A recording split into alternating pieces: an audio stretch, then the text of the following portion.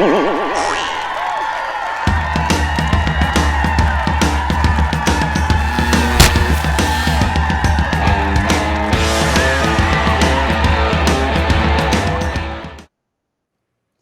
everybody. Welcome to another Comic Source Comic Boom collaboration spotlight for DC Comics May 2nd, 2023. Can't believe we're in May already. I say that all the time every week. I can't believe. Still at my stand-up desk. Still not losing any weight, but good. I mean, I had some surgery, and I need to be standing anyway, so it works out. It's if serendipitous, I guess is the word. But Rocky was in the wilds of Calgary this last weekend at, is it Calgary Fan Fest, Fan Fusion? It's Calgary Expo. Calgary Expo. Calgary Entertainment Expo, yes. And and I just want to, I have a message from Jeremy Adams. I was extremely flattered. Jace, I thank you again for, and I have a very selfish reason for thanking you. You've let me occasionally co-interview alongside you sometimes, and you let me do it with Jeremy Adams, and I was so flattered. I walked up. Jeremy Adams saw me in the line waiting for him, and he said, "Rocky." I didn't even introduce myself. He recognized me. He stood up, shook my hand, and it was fantastic. Signed all my books, and we ended up. I was there with Trevor Lenkevich, who was a young a Kickstarter writer, friends of ours, friends of both of us, who he's promoting his Area 51, a Helix project, which you can go check out on Kickstarter. I'm going to give it a plug. Issue 6 comes out in a couple weeks, so go check that out. Trevor and I took out Jeremy Adams for supper, and we went to a great Italian restaurant, and we just talked comics, and it was fantastic getting some, no spoilers. Maybe he hinted at a few things that the bro code, we'll keep under wraps. I know you went out with Jeremy yourself when he was at a con you were at. And so it was just a wonderful time. And that was just one of many highlights of the expo. I won't belabor it. We're here to review DC Comics, but suffice to say, I had a fantastic time. Shout out to Trevor. Shout out to Area 51 Helix Project. Had a wonderful time. Met Yannick Paquette, Brad Anderson. Got my Jason Fabuk. Got a bunch of books signed, and cost a little bit. It's $7 to $10 a signature, but it was I think money well spent from some really great, a lot of great talent. So it was a good time at the expo this year. Yeah, one of these days I'll get up there. One thing I did want to ask you, and people that are listening may be curious, because obviously most of the people listening to the show are more comic fans and pop culture fans. Is this a pop culture show, or is it a comic show? Is it both? I mean, some shows are more comics than others. So yes, it is, and I'm told anecdotally from other people that are there, from other creators, that it's the best show in Canada. Some like it better than the ones than the two that are in Toronto. There's a Toronto Expo and there's a Toronto something. I forget the name. But you get a minimum. We get between 90 and 120,000 people over 4 days. So it's quite large. Yeah, and it's big and it's packed and it's very busy and it's extremely very well organized, and it is it's very much something that a lot of people plan their entire weekend around. I mean, there's a Cowboys nightclub that's connected right to it. Exhibitors, I tell you, man, having an exhibitor pass like I had, because I was with Trevor and I was an exhibitor, that's like the golden goose, man. I could get into anything I wanted. I could even bypass the weapons check. I dressed up like Indiana Jones on the Friday, and they didn't even check my whip, and they're always checking my whip and my gun and my but this time I flashed that exhibitor pass. It's like, sorry, sir. I got right in. It was really nice. So I did have my nose in the air a few times, walking by security, just daring them to search me as I walk by with my fedora. Da, da, da, da, da, da, da. But no, good time. Names. What about other pop cult? Like, who are the big headliners? Shazam was there. Zachary Levi was there. Shazam. In fact, I got a full stand-up Shazam stand-up behind me. Those watching, my retailer gave me a full stand-up whatever you call it, stand-up paper statue of Shazam, which I have hung up behind me here. But Zachary Levi was there. Jonathan Frakes from Star Trek. One of the kids from the Shazam movie. A whole slew of voice actors. Susan Heisenberg was there. I'm sorry, I never went there for that. but there's a whole slew of CW stars there, and a lot I didn't even recognize. But yeah, there's absolutely celebrity photo ops, celebrity autographs. That's there constantly, straight from the Thursday all the way to the Sunday. And so, yeah, it's absolutely very much it's not just comic books. It's absolutely the whole nine yards, everything to do with pop culture. Except I couldn't find anything. Can you believe all that pop culture and there was no Peppa Pig anything? My daughter loves Peppa Pig, and she had to settle for DC superhero girls, so I got her a nice shirt there. But no Peppa Pig. I don't know. Yeah. All right, so there you go, kids. All right. Calgary Entertainment Expo. You can tell your mom, hey, you can go meet Jonathan Frakes. You can go and meet Stephen Amell or whoever. That way you can get her to take you. So anyway, let's dive into the books for this week. I thought it was an okay week, bit of a smaller week, which is always good. We've talked ad nauseum in the past about how many books there are, and for once, I think it's less than half. The majority of the books are not Batman books. We got Poison Ivy. There are Batman, Joker, Deadly Duo, the regular Batman book, and you can say Joker as well, but that's still less than half of the books. That's right. Yeah, it's nice. It's refreshing, quite frankly. I mean, we all love Batman, but we get enough of him. We don't like him hogging the spotlight all the time. Yeah, and some interesting things to say about the Batman books this week. But we're going to kick it off with Peacemaker Tries Hard. This is a Black Label book. It's written by Kyle Starks. Art is by Steve Pugh. Colors by Jordi Belair. Letters by Becca Carey. I'll start with I don't know if I'd call it a mini rant, but an observation. A lot of time listeners to the show will have heard me say this before. It always kind of bugs me when the source material follows other media, because the comics come first, right? And you're talking about Peacemaker, you're talking about a guy that debuted way back, even before he was DC Quality Comics. I think it was Fighting Force 5, I think is his first appearance, which was, a dollar book at best for decades until James Gunn put Peacemaker on the map, so to speak. But be that as it may, if you take a look at this book and the art by Steve Pugh, which is solid, you notice toward the end of the book when Peacemaker takes his helmet off, he's John Cena. Now, never has Peacemaker in his previous appearances looked like John Cena ever before, randomly. I mean, why would he, right? But now we know why he would. And I don't know why it bothers me, but it just does. I haven't seen Suicide Squad, although it comes highly recommended from Rocky and my son, actually. But I haven't taken the time to see it, so I haven't seen the Peacemaker TV show either. So I can't speak to how much the tone of this is similar to that show, because we know the show was a big hit. So I can only judge this on its merits. And what I will say is, first of all, this is for mature readers. It's a Black Label. It 100% earns that sort of mature rating, right? This is not for the part whatsoever. And I give Kyle Starks some props for making it pretty funny. I heard the Peacemaker show was kind of funny. So again, this might be, one of the things that we're talking about. He's trying to, Kyle Starks, the writer, is sort of trying to not imitate, but he's buying into that a little bit, at one point Peacemaker just goes in with, kind of the almost, I'll say, potty humor of it, but also the mature part. We've heard Peacemaker say before, I would do anything for peace, even kill for it, which sounds so oxymoronic when he says it. But he's at the grocery store and he tells this woman that she asks him, would you eat a spoonful of poop for peace? He's like, I would do anything for peace. I'd eat a bucket of poop. So it's that sort of humor, which really appeals to the 13-year-old kid in me. And there's plenty of other crass jokes and what have you as well. So if that's not your thing, that type of humor, then this book is probably not for you, because there's plenty of that type of humor in this book. And so I enjoyed it.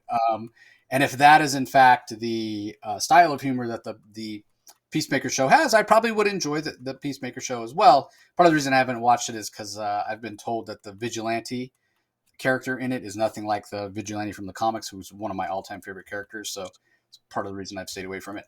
But I won't spoil the rest of the jokes, but there's plenty of them in here. It's fun. It's interesting.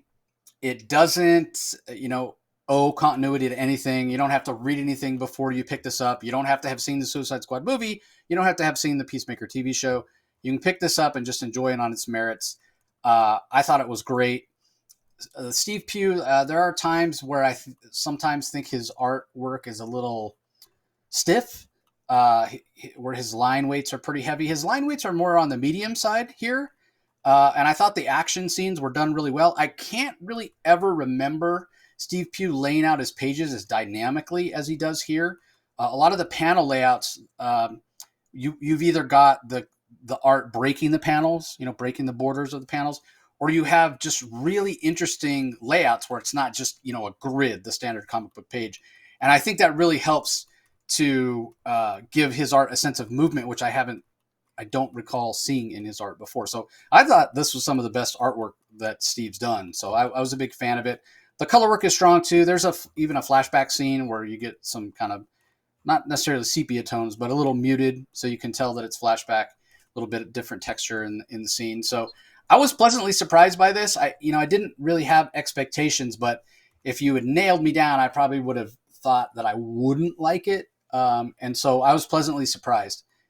It was pretty damn funny and pretty damn entertaining. So, Yeah. Knowing your sensibility, Rocky, I got to think that you probably are right there with me. What'd you think? Well, you're absolutely right that my initial instinct was I want the Peacemaker from the comic, not the show. But I have to tell you that I absolutely love the Peacemaker show on HBO. I love it. It's hilarious. And quite frankly, there's my preference, and then there's kind of like the common sense side of me. It's like, well, of course they're going to get a writer to maybe write about the Peacemaker TV show iteration of the character as opposed to the one in the comics, because the one in the TV show is infinitely more popular.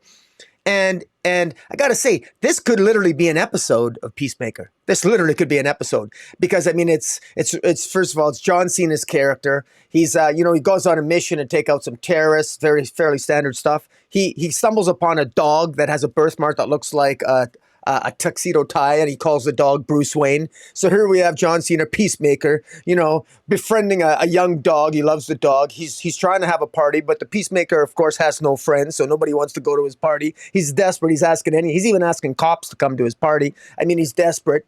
And then lo and behold, naturally somebody kidnaps his dog. And Monsieur Mala and the Brain kidnap his dog. So and basically they kind of kidnap. The purpose of that was to lure Peacemaker out, because it's revealed that they want Peacemaker to get some genetic material from Deathstroke the Terminator.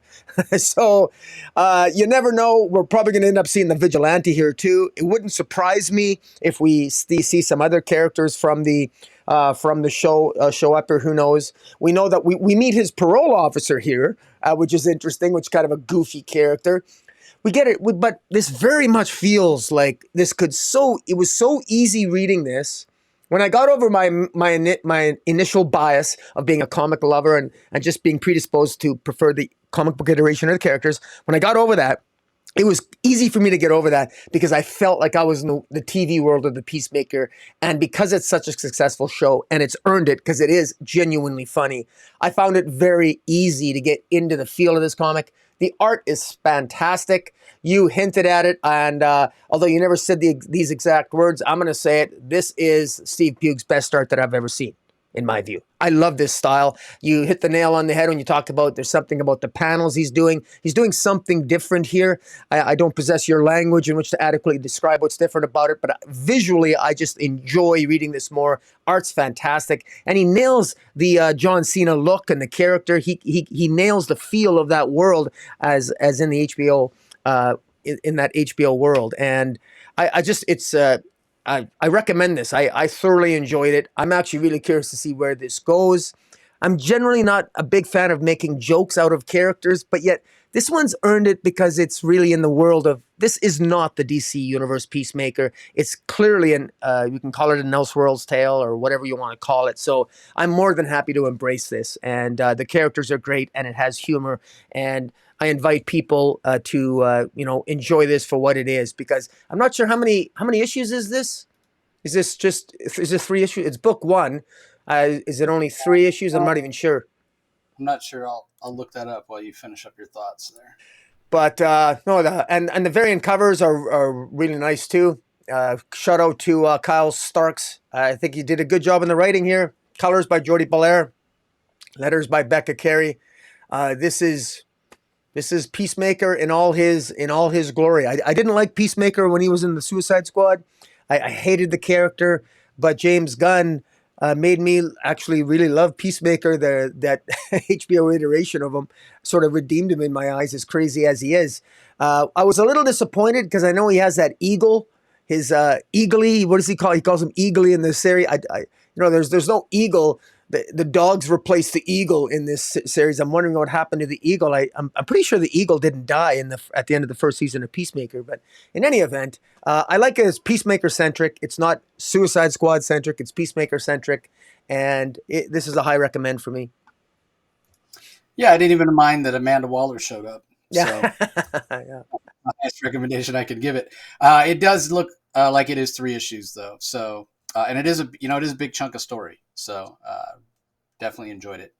Yeah. But you got to wonder, Amanda Waller does show up. She sends Peacemaker on this mission, and then his parole officer shows up, starts making threats about, hey, you went across state lines. That's not good. You're going to end up back in Bel Rev. And he's like, oh, Amanda told me. I'm like, dude, did you not learn not to trust Amanda Waller? She could 100% be sending you to take out this, terrorist cell just so she could get you in trouble and, pull you back in. Because it has the ball. Still, even So it is different continuity, but there are some things that are still the same. So anyway, let's move on. Adventures of Superman, John Kent, #3. This is from writer Tom Taylor, Clayton Henry, the artist, Jordi Belair on colors, Wes Abbott on letters. We did have what's the best way to put it? Surprise, I guess, ending of this last issue 2, where we saw the Injustice version of Superman break the neck of the of Ultraman, and we had been told that, well, Ultraman is the big bad of the series, so to speak. He's the one that John Kent has trauma with, and we're going to get a chance to explore that. And so to see his neck snapped right off the bat was, I guess we could say, it was jarring, to say the least. Certainly was for me. But you kind of understood it. And so in this particular issue, we're sort of getting the fallout of that. We're seeing the Injustice world. Now, I haven't read Injustice. So first of all, I never read all the Injustice. I think there ended up being like 2 or 3 seasons of it.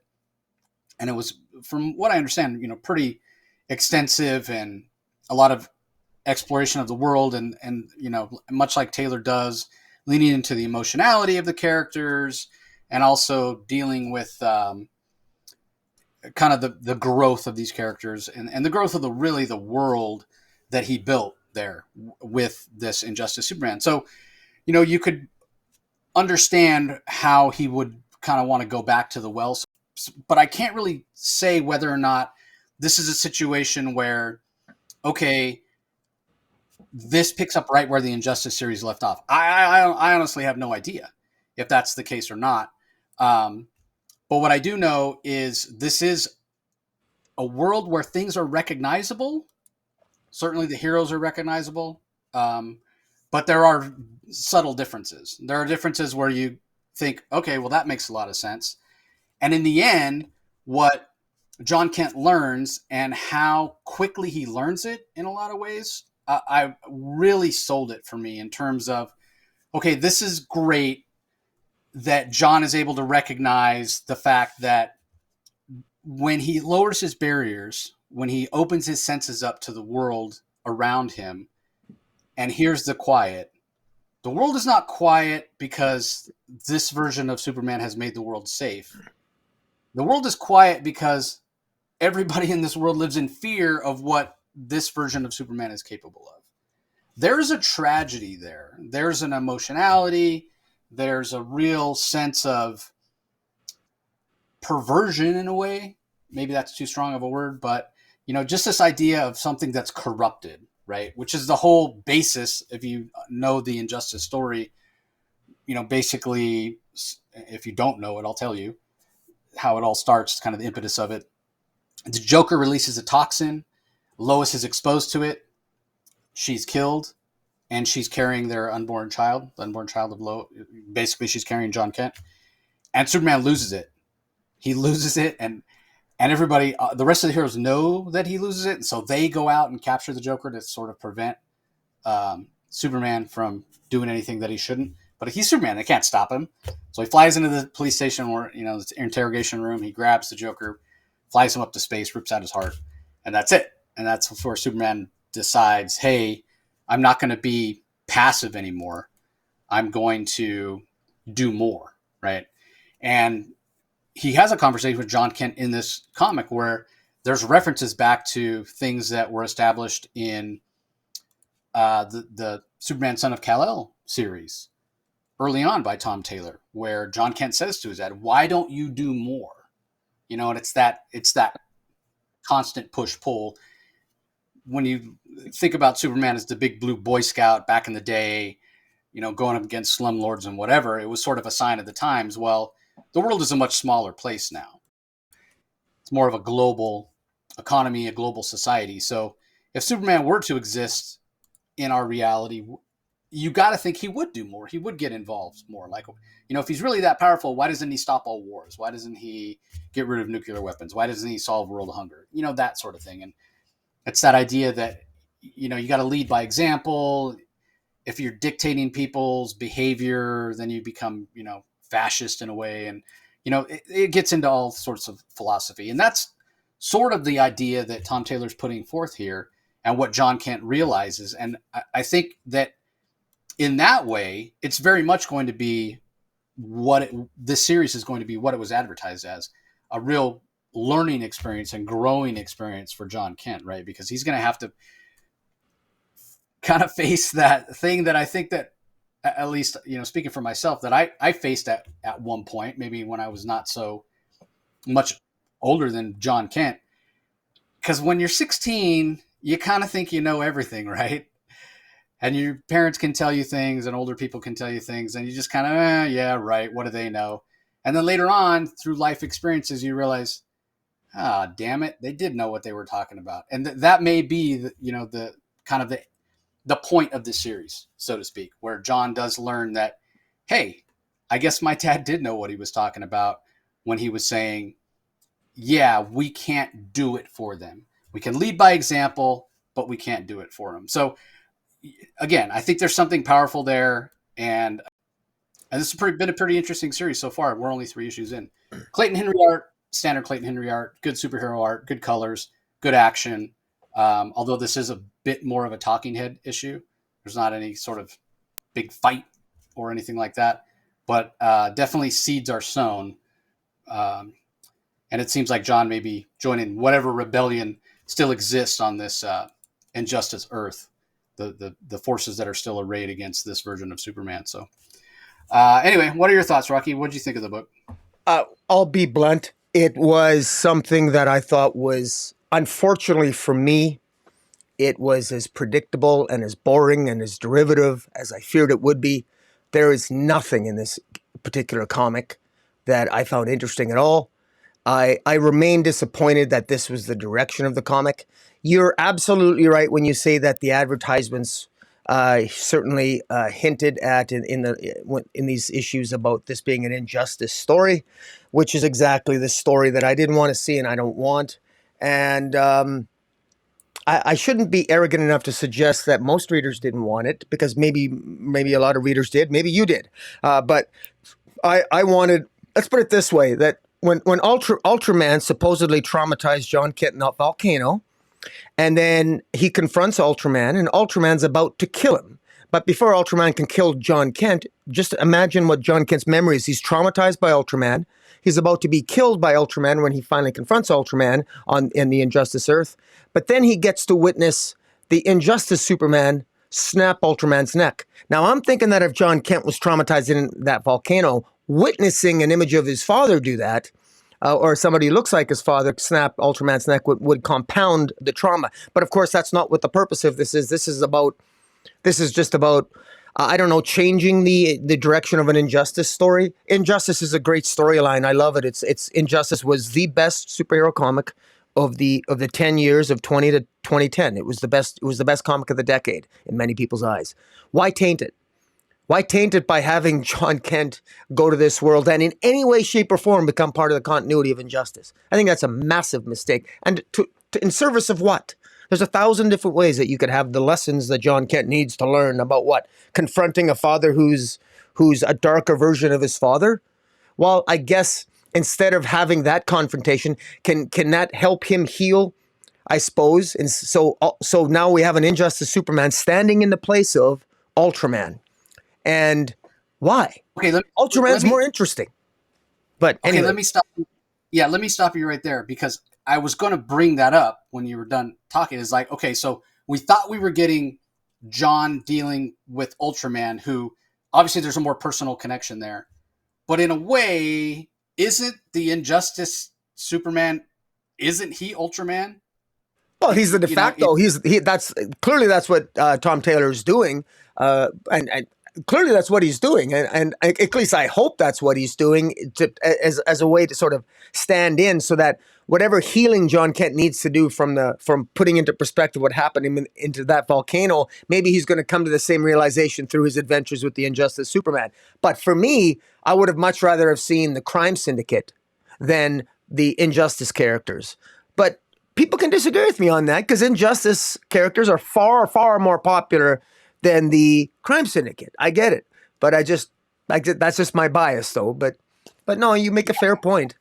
And I 100% agree with you. I love Ultraman as a character, and I think he's interesting. And I much rather would read an Ultraman story than a story about a corrupted Superman. And it's not because I think Superman, we shouldn't question him or anything like that. I think Ultraman inherently is more interesting, because this goes along with the same thing that Rocky and I talk about all the time with Harley Quinn and Poison Ivy, and where you take a villain and turn him into a hero. It's just been done to death, right? You take a villain and turn him into a hero. You take a hero, turn him into a villain. Like, sometimes it's okay to just let them be who they are, right? And Ultraman is already an interesting villain and had that connection with John. But on the other hand, if I want to play devil's advocate here, I could also say, well, you could look at this in a different way and say, well, does this give Tom Taylor, more sort of story to mine, where he gets a chance to really explore who this version of Superman is, who this Injustice Superman is, and then can maybe take John on a journey where he realizes that who Ultraman is at times may not be so different than who a version of Superman can be. You know what I'm saying? So, I mean, again, I'm purely speculating here. I don't know if that's actually the case or not. But it is what it is. And I'm curious.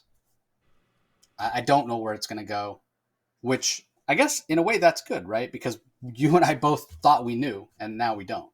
But yeah. I do the loss of Ultraman in a comic. 100%. But I will say that this can go in a billion different directions now, and it just doesn't matter. Nothing's like it just really doesn't matter. Ultraman's dead. What's the point of killing all those Supermen in the multiverse that were killed? Yeah. Why was Ultraman killing them? What was the point of all that? That was all just nonsense. And it was, once again, and I sound like a broken record every time I talk about Tom Taylor. He seems to have, when he nails a plot, he can nail a plot. But this is another example, and he's done this in more than one comic, where, he's squandered an interesting plot at the expense of some interesting character development. These are good character moments here.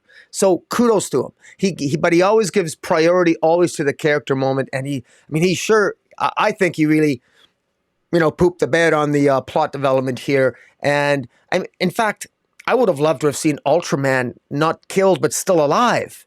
And imagine Ultraman still alive in this Injustice universe and trapped in the Injustice universe. And we got Injustice Superman and Ultraman. And then we got John Kent mantling a battle between them. Evil, really bad Superman, really evil Superman versus evil Superman. And he's sort of caught in the middle. That would have been even more interesting. And John Kent is forced to navigate those forces while at the same time overcoming some trauma. That would have been an interesting plot. This, I just have a hard time getting behind this, but we'll see. I mean, this is only the second issue in, but we've Third. Tom Taylor's or third, but Tom Taylor's played his hand so many times on this, and we I know what 18 issues of John Kent feels like, and that was boring. But admittedly, that was by design because he didn't want John Kent to hit anything, and when he did, it was by accident, according to Tom Taylor. It wasn't intended. But in any event, the jury's still out. But I'm not going to lie. I was disappointed in this. I was very disappointed in this, and I'm really not looking forward to what's coming out next. So I'm open to be surprised, and I will happily take my foot out, happily correct myself if this improves. But I'm not happy with the direction of this series at this point. Yeah, and here's the other part of it, right? Like we talk about how we're just looking forward to Ultraman, and yeah, that build up, and we haven't seen Val-Zod in a couple issues, or the Android version of Red Tornado Lois Lane. Interesting. Like it was building up to be something so cool. Ultraman dead, but aren't there other Ultramen in the multiverse? Or did he go around and kill all the Ultramen first? So yeah, he could show. I mean, it's comics, right? We know Ultraman is not truly dead.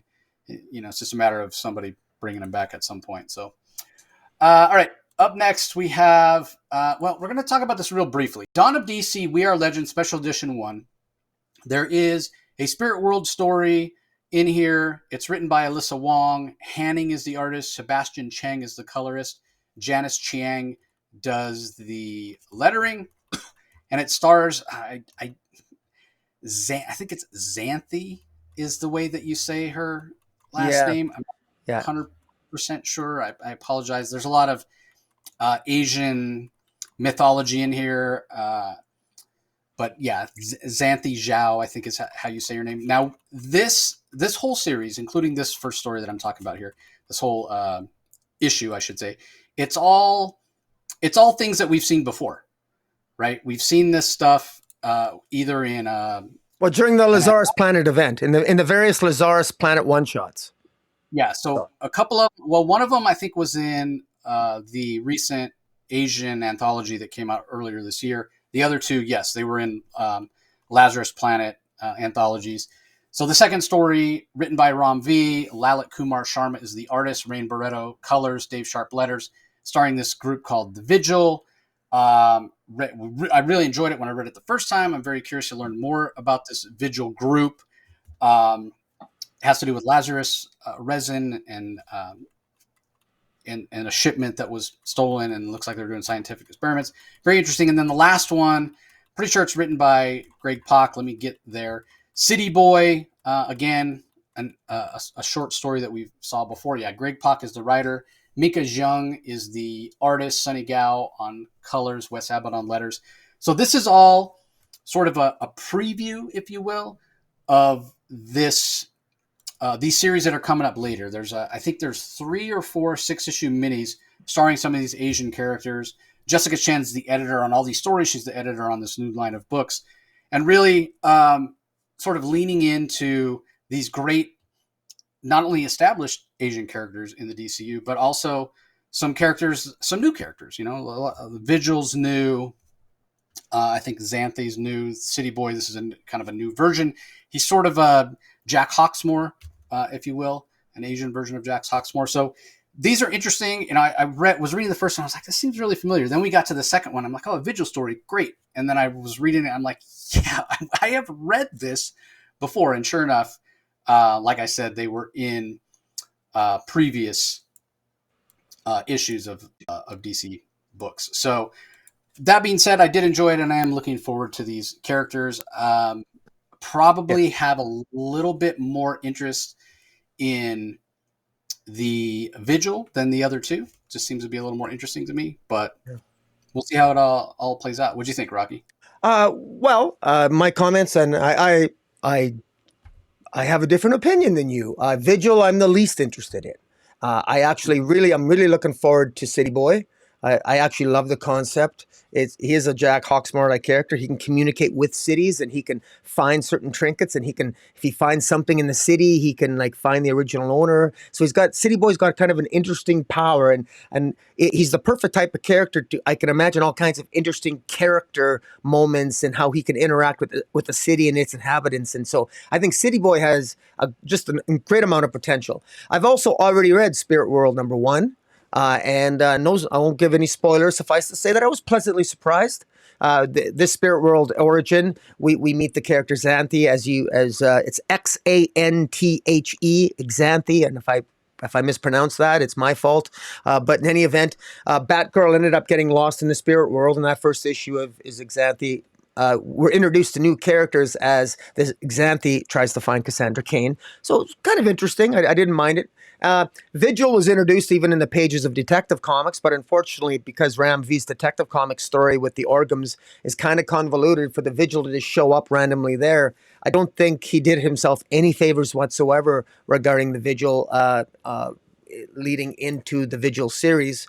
And I was underwhelmed with their Lazarus debut, but I will give Ram V a shot. I'm going to be checking out all 3 of these series. Obviously, you and I will be reviewing them. So we'll see. But City Boy and Spirit World are my favorite, and hopefully, my fingers are crossed that Vigil will be better than my first impressions.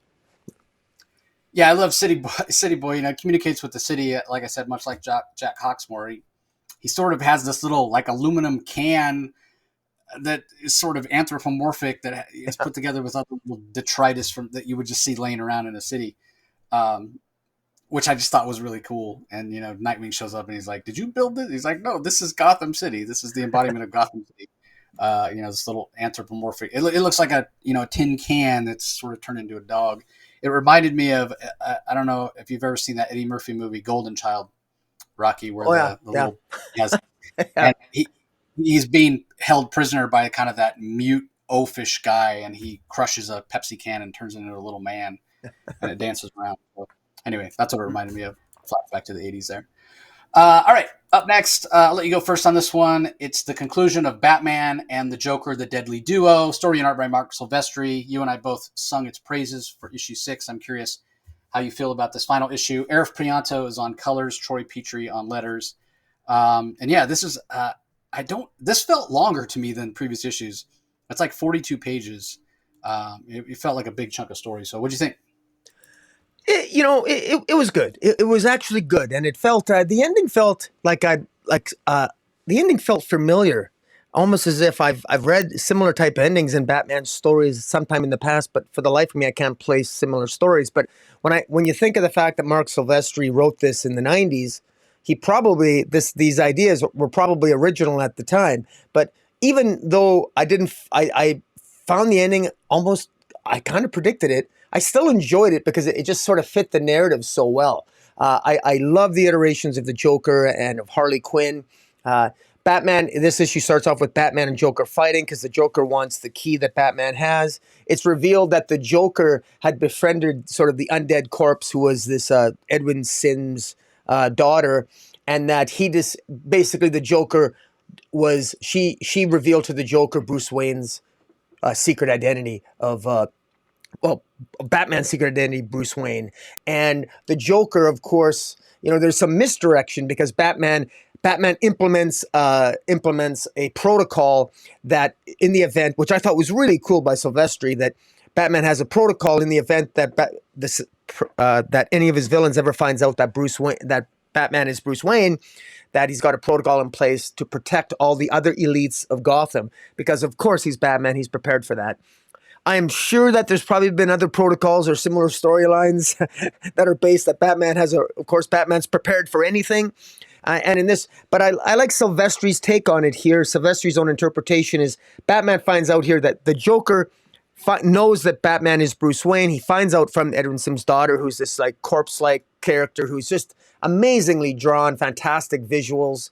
And Batman implements a protocol to sort of protect all the elites of Gotham from what he thinks is going to be Joker's attack. But in actual fact, with Silvestri's understanding or iteration of the Joker, the Joker is more angry at another villain, taking away his toy. Like he's jealous. Like if anybody should know more about Batman, it's me. And he doesn't want the society at large to know Batman's identity. That's the Joker's product. That's the Joker's.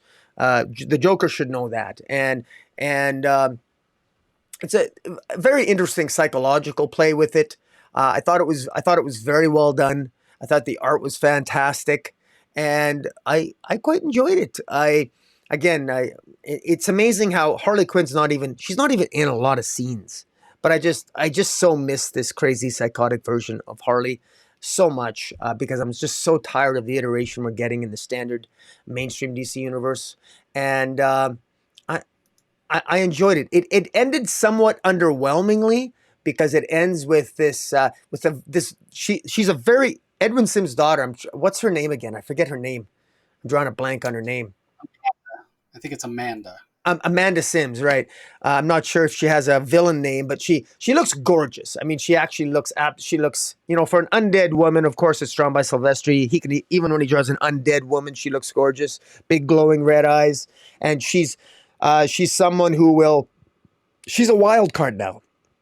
She's she's probably one of the most interesting additions to Batman's rogues gallery than any other character. In fact, some may argue that she's more interesting than any character that Tinian introduced, certainly including Punchline. This character is interesting, and she's not necessarily always going to be a villain. She's got an agenda of her own, always with the idea of protecting Gotham. Of course, her idea of protecting Gotham involves that the Batman and the Joker really are kind of a deadly duo to her. They're both the two sides of the same coin. In other words, Batman is just as dangerous to Gotham as the Joker is because they're fighting each other. And at one point in this comic, Bruce Wayne even acknowledged that he asked Alfred, how many millions of dollars did the Wayne Foundation spend cleaning up after the Joker and Batman's mishaps and battles, and it was like $434 million or some outrageous number. And so you can kind of see where maybe Amanda Sims was coming from there, that this deadly duo, this Joker and Batman dichotomy in their battles, there's a price that Gotham pays for it. And of course, Amanda Sims was one of the ones that paid the price. So you can understand, well, she's going to be holding the Batman accountable. So this story ends with sort of Amanda Sims herself standing on a gargoyle, looking over Gotham City, much like you normally associate with Batman, as if she's also now another protector of Gotham, but with a very different set of sensibilities from Batman, and she's got her own view of the Joker. And meanwhile, this interplay between Joker and Batman, Joker now knows Bruce Wayne, but the Joker's not, he's aware of who Bruce Wayne is, but he's not revealing that to the world because the Joker likes having that particular secret to himself. So I thought it was well done. Again, the story elements and the plot points are something we have seen before since the 90s, but I think how it's orchestrated by Silvestri and the overall narrative, I think, works very well. And of course, the art is absolutely fantastic. So what do you think? Yeah, the one thing that I'll say, the Joker, yes, Amanda Sims is offering him the identity of Batman, of who Bruce Wayne is. He does not get that. He does not gain that knowledge. I want that to be clear. He thinks that it's more important. He thinks that if he knows who Batman is, it will change their relationship. He will ultimately win if he knows who Batman is in his civilian identity. And the Joker does not want Batman to end. The Joker, for him, Batman and he are yin and yang, right? Like one can't exist without the other. So if he were to gain the knowledge of Batman's secret identity, he would win. There would be no more Batman. There would be no reason for the Joker to exist. So the Joker talks about going along with this plan that Amanda Sims, this big plot, this elaborate plot that she had going on. And when he gets the key, he hands it off to some henchmen. The henchmen go and break into the vault, not the Joker himself. And then they destroy the papers that show who Bruce Wayne or who Batman is. And then he murders them. He ties them up to a big giant bomb, for Right. lack of a better thing, right out of a Looney Tunes cartoon, and blows them up without ever finding out what the identity is. And then toward the end, he talks about that. He explains that. And then at the end, I started thinking, well, wait, maybe he changed his mind and he was just giving lip service, right? Because that's what he tells Batman. the Joker tells Batman that I could have found out what your secret identity was. I chose not to for all those reasons I just talked about. And then we see somebody else narrating saying, Bruce Wayne is a part of the city. Batman is a part of the city. So then I started thinking, well, wait, did Joker change his mind? And did he decide to find out to read that? And he was just pulling the wool over Batman's eyes. And then we find out it's Amanda Sims. She survived the flooding of her underground facility. Batman, had blown up as kind of a failsafe, had blown up the tunnels for that church that was underground and what have you. And so then we find out, no, it's Amanda Sims. And basically it's Silvestri doing what, a lot of comic creators do, leaving things open so that we could possibly have more of these characters in the future. So I didn't mind that necessarily. But I have to say, for me, the pinnacle of this series was actually last issue. I thought last issue was done really, really well. And it's not that this issue wasn't, and it wasn't a satisfying conclusion, but I thought last issue was just better, to be honest. It just had a little more oomph to it, and I just enjoyed it a little bit more. So, again, not to say that this issue was bad by any stretch of the imagination, but it just, like I said, it just didn't quite have, I guess, I don't know if the word gravitas is the right word, but it just didn't have as much impact to me as the last issue did. So, but all in all, fantastic. And there's no denying that Silvestri's art is great. He's at the absolute top of his game here. And if he does get a chance to do more, I would certainly, I'm on board, right? I'm on board.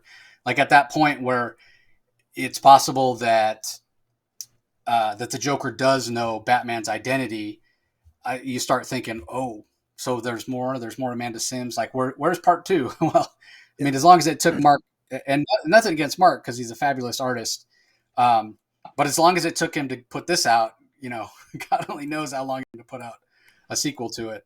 But if so, I'm on board for it. I'm all in. So it was just fantastic. Colors, there's plenty of images. I haven't bought this in print form. I only have the press previews to go on, but plenty of images of uncolored.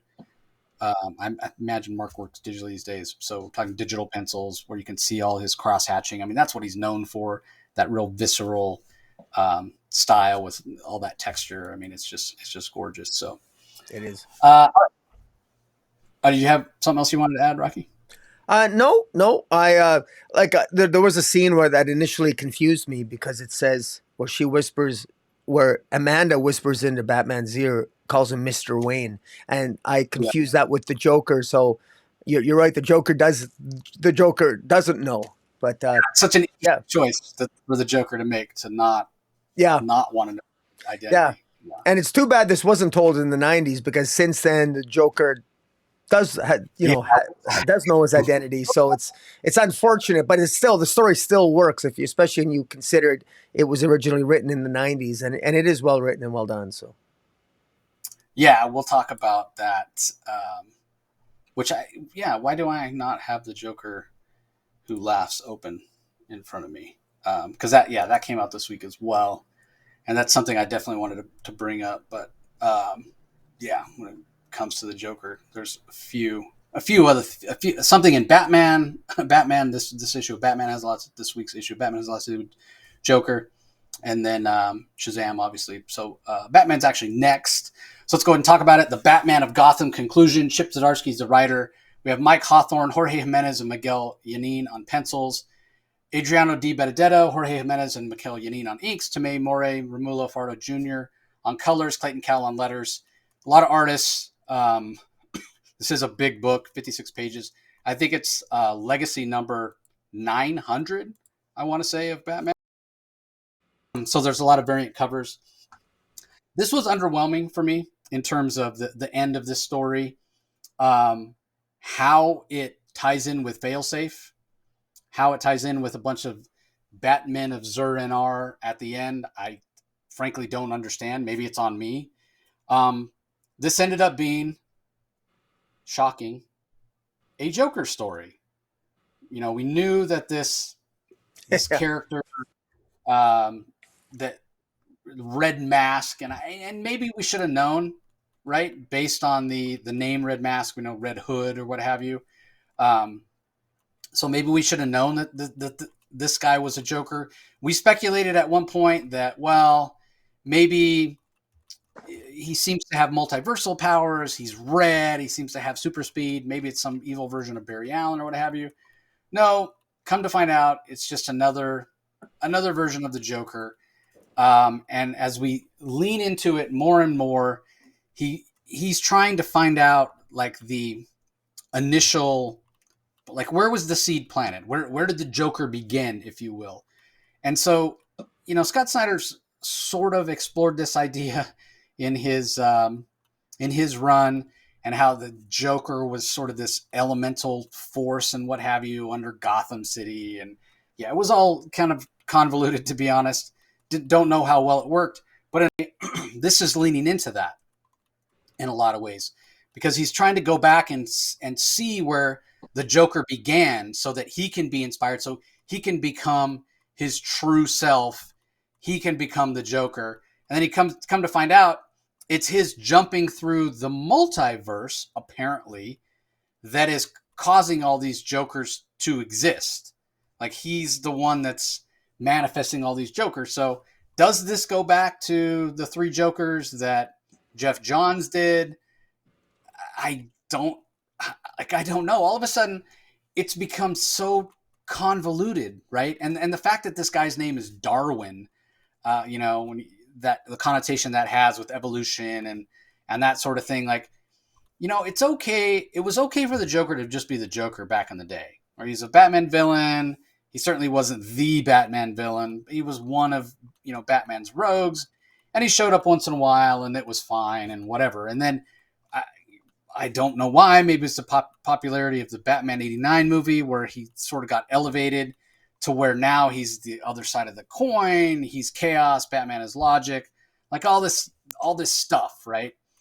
And much like Batman himself and the power creep that we've talked about with Batman, it's sort of the same thing with Joker, right? It's like, well, that story when Joker's been told, that story with Joker's been told. So all of a sudden it becomes more convoluted and more convoluted and more convoluted. And now I might make the argument that the Joker's multiversal history, story, whatever, is as complicated or maybe even more complicated than Hawkman.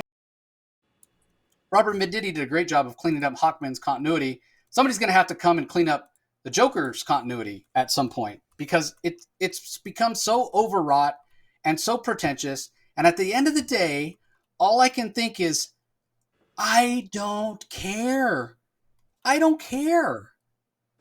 I don't care about Darwin Halliday. I don't care about him creating all these Jokers. I guess it's a reason, an excuse. I mean, there's a reference in this issue itself where he's like, I wanted to be the 4th Joker, referencing that 3 Jokers story. We see 3 Jokers in that panel. But he could never become the Joker, so he's creating other Jokers. And it is sort of cool to see the different art styles and the quote-unquote real Batman jumping from multiverse to multiverse. I mean, we see a Mike Mignola version of Batman. We see the Adam West version of Batman. We see Batman Beyond. We see the Michael Keaton version of Batman. There's all these different versions of Batman with their own Jokers, and it just ended up feeling really long and really overwrought. And yeah, you talk about Adventures of Superman, John Kent not being what we expected it to be. I totally got the wool pulled over my eyes on this one, right? Like when Failsafe sent Batman out there as a way to supposedly teach him whatever he needed to learn, when Failsafe believed that Batman killed the Penguin. And that's all sort of forgotten in all this Jokery mess. So I ended up being really disappointed in this. I'll give, again, a lot of props to the art, because they're drawn in different styles. I mean, the Dark Knight Returns version art looks like the Dark Knight Returns, looks like Frank Miller art. So yeah, kudos to the art team. They did a fantastic job. But at the end of the day, finding out this was all about Darwin Halliday, who's some multiversal version of the Joker, that creates other Jokers. Like, I can't really think of a story that I want to exist less than that, right? And I think anybody who knows me and knows how I feel about the Joker is going to feel the same way. And then, yeah, we get the final page with a bunch of different versions of Batman of Zur-En-Arrh, like a Michael Keaton version of Batman of Zur-En-Arrh, an Adam West version, a Dark Knight Returns version, and we get the end, ... question mark, why? Why? Like, this doesn't make any sense. And what really doesn't make sense about it to me is, what did this teach Bruce? Like, why did Failsafe do this? Right? Like, you got to think he's like super intelligent. Batman built him. He did this for a reason. It was all to teach Batman a lesson. What lesson did he learn? That the Joker's some cosmic force? That's not something I'm interested in. It's overwrought. It's just a mess, to be honest. It just comes across as a mess to me. And, not to disparage Zdarsky's work, but I've said this before, his work on Daredevil was so grounded and so gritty and so emotional. And I was looking forward to him bringing that sensibility to Batman. And instead, he's gone completely the other way, with Batman jumping from the Earth to the moon, and now this Joker multiversal nonsense. I was really disappointed in this. As much as I love the art, and yeah, it is cool to see all these different versions of Batman of Zur-En-Arrh, but narratively, what it says for DC continuity, the mess that the Joker is, oh my God. Talk about, and I don't even like the Joker, but I feel like in a lot of ways they've completely ruined the character. Like, how can you couldn't even explain Joker continuity to anybody anymore. We don't even know. Are there 3 Jokers? Are there not 3 Jokers? Like, nobody knows. It's just a big steaming pile right now. The Joker and his history and continuity is just an absolute mess. Just a pile of vomit. So, anyway, what did you think, Rocky? Maybe you enjoyed it more than I did. Well, first of all, I've got mixed feelings about this, because I have to admit, I want to give Zdarsky, I'll start with some high compliments. I think that he scripted a really great story in a crazy way, and he incorporated, this is fun. There's psychedelic elements that I used to seeing with Grant Morrison. There's 70s Batman, Neil Adams. There's Batman 89. There's Dark Knight Returns, Batman Beyond, DC Animated, Batman Vampire, Kingdom Come Batman, Adam West. There's multiple different versions. And there were some just real cool moments. I love the fact my personal favorite moment is when Adam West gives Batman his utility belt and says that Batman always needs a utility belt. And there's an absolutely insane psychedelic spot at the end where Batman is being swallowed by an sort of like a giant shark in the psychotic mind of Jason Halliday. And he goes, well, I wonder if there's anything in this utility belt. And of course, the joke is Batman 66, Adam West utility belt always had shark repellent from that classic Adam West Batman TV episode. And he uses that to fight the shark. I mean, it's crazy, it's zany, and in a crazy kind of way. I personally thought this worked. This worked. Now, while I thought it worked and I had a lot of fun as a story, I think this is complete. I never saw this coming, but I enjoyed reading this. This put a smile on my face, and I enjoyed reading it. Now, paradoxically, I'm going to criticize it, okay? Because at the same time, I'm thinking to myself, well, wait a minute. Now all these Jokers are back? A pivotal moment in the Batman 89 movie was the death of the Joker when he fell to his death, as Michael Keaton's Batman looked at him as he fell to his death. A pivotal moment in Kingdom Come was the death of the Joker, killed by Magog, which sent Superman into exile for 10 years, leading to the narcissistic heroes bringing in a harsh generation, hearkening in and being a harbinger of a darker Kingdom Come Superman. The death of the Joker in Dark Knight Returns as he snaps his own neck. These are pivotal moments. Some of the best Batman stories involve the death of the Joker in these key moments, and even in Batman Beyond as well. And when you think about that, all of a sudden the Joker now is Jason Halliday has resurrected the Joker in all these timelines. And Darwin Halliday. Darwin Halliday. And now that the Joker is resurrected in all these timelines, I don't know, is that a good thing? is that a good thing now that we're gonna revisit Kingdom Come because the Joker's resurrected? I got to be honest. If Alex Ross and Mark Waid want to redo, tell a Kingdom Come sequel story with the Joker coming back, as much as I don't think it needs a sequel at all, why mess with perfection? I probably would enjoy it.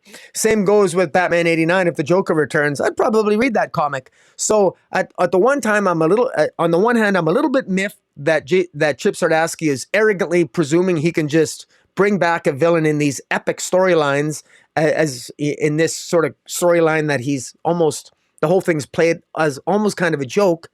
And yet on the other hand, I did enjoy this story, and the idea of the Joker returning in some of these timelines, in time and space, it's maybe not a bad idea. I don't know. So I got mixed feelings about it, but overall, I did kind of enjoy it. And we'd be remiss if we didn't say that at the end here, the Zur-En-Arrh versions of all these characters, I think is a little bit crazy, because I don't think, I thought Batman of Zur-En-Arrh was only existed in the mind of Earth Zero Batman. I can't see Adam West having a version of Zur-En-Arrh in the Batman 66 universe, but I guess you got to go with it.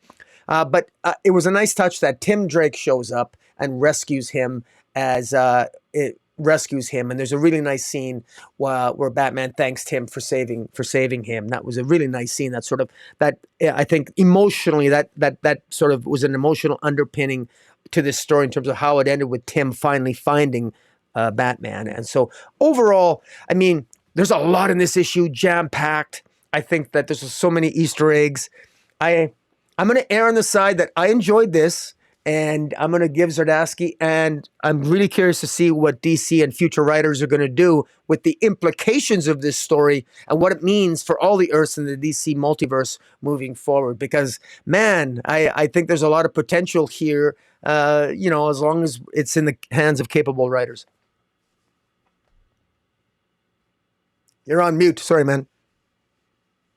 Yeah, capable writers, that's the thing. Like, Zdarsky has created a real challenge here in terms of making sense of this, right? Like, I don't know. I like my comics that make sense. It was part of the reason I was so disappointed in Three Jokers, because I had looked forward to it for so long, and then it just ended up not being something that I felt had a lot of value. So anyway, let's move on. I'm sure you enjoyed this much more. And I did as well. Shazam #1, Meet the Captain, Chapter 1. Mark Waid and Dan Mora listed as storytellers. Obviously, Waid more on the words, Dan Mora more on the art. Alejandro Sanchez does the colors, Troy Petrie on letters. This was tremendous. What did you think? I'm just going to bring it up here. I actually was a little bit underwhelmed here. I love the covers. All the variant covers are really gorgeous. So props to all the various covers. I'm sorry, I don't have I can't name all the artists, but there's a lot of real cool art. My favorite variant cover is by Samney,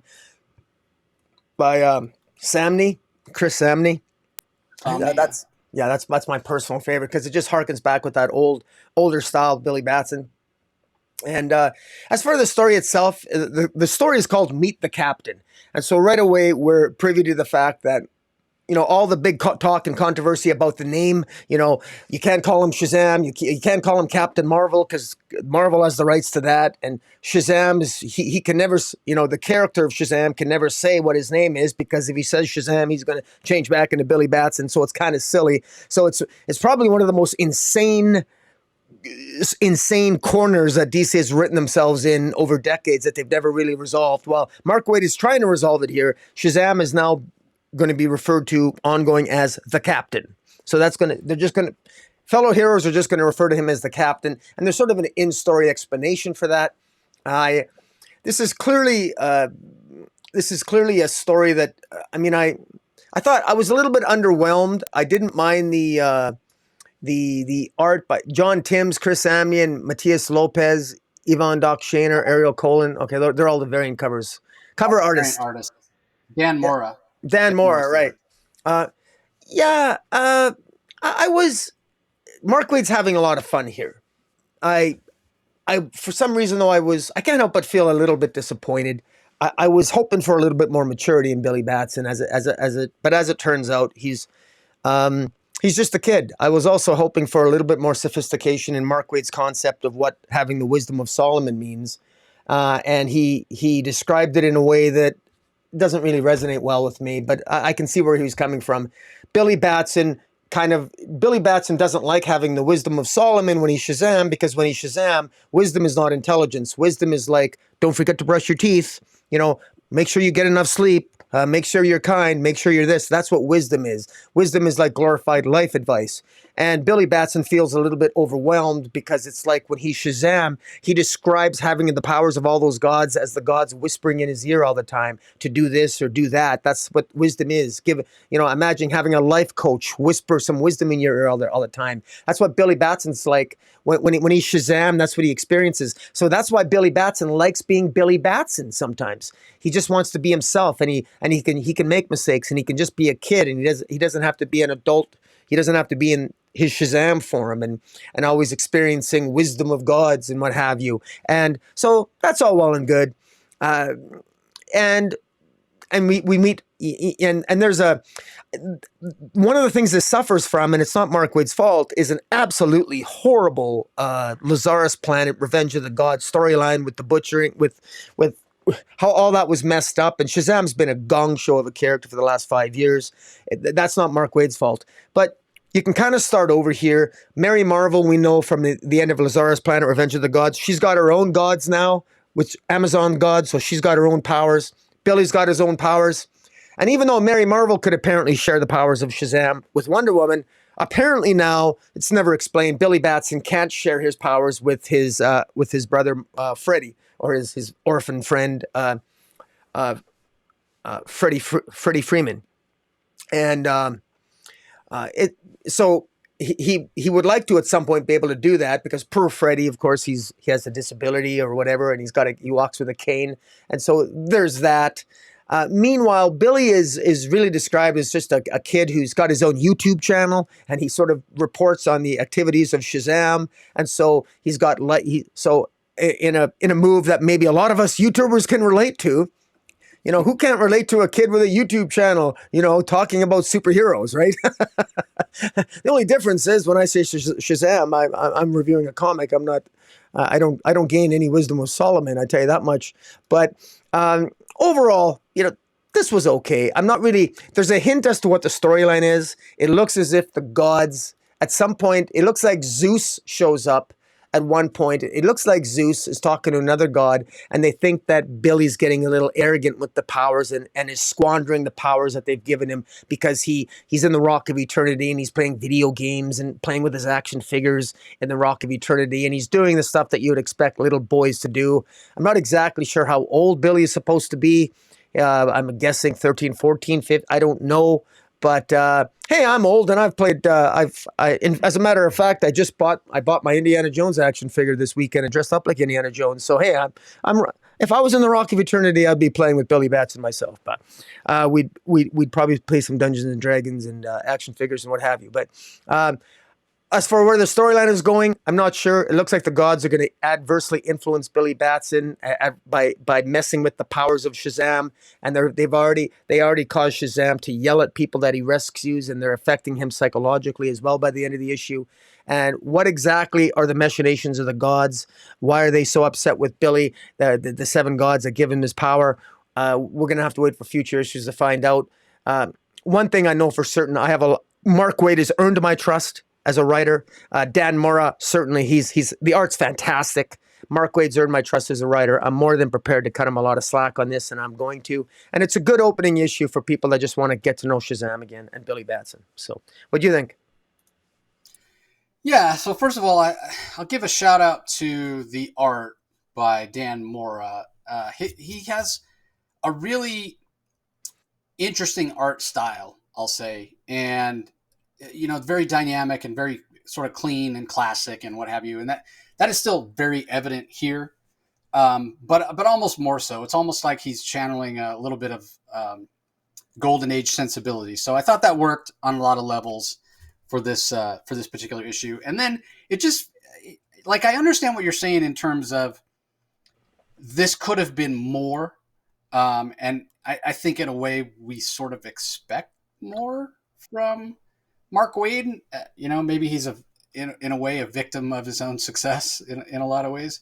Mhm. But this is good. This is good. This is Mark getting a chance to sort of celebrate what makes comics fun, what makes comics great. And so, I appreciated that. I thought it was solid. Not breaking any territory here, but establishing a new status quo.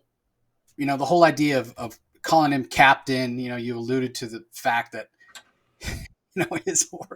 his name and all the nonsense that goes along with that is so ridiculous. So yeah, I thought in a lot of ways that this was just a celebration of who Shazam is, and I thought it worked on a lot of levels. So too soon to say where it's going to go, how it'll be, but I don't know. I just thought I enjoyed it. I thought it was pretty damn good. So, and yeah, we'll see where it goes from here. Yeah. All right.